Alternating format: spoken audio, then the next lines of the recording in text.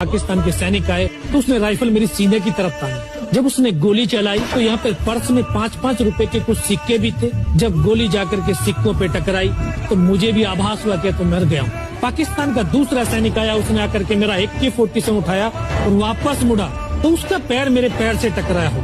तब मुझे लगा कि यार मैं तो जिंदा हूँ। तब मेरे पास एक हैंडग्रेड था, मैंने उसको पिन निकाली और उसको ऊपर ऐसे फेंका तो कोट के अंदर हुड लगे हुए, हुड के अंदर वो गिरा जी। उसने तुरंत पीछे की तरफ मुड़ के देखा, पीछे तो कोई मूवमेंट था नहीं। तो जब तक वो ग्रेनेड को निकाल पाता, ग्रेनेड फट गया। यहाँ से उसका पूरा सर उड़ा और वो हमारे ऊपर आकर के गिरा।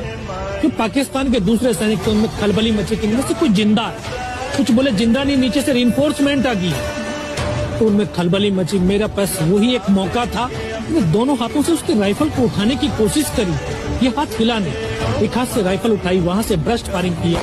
4-5 पाकिस्तानी सैनिकों को मौत की नींद सुला दी।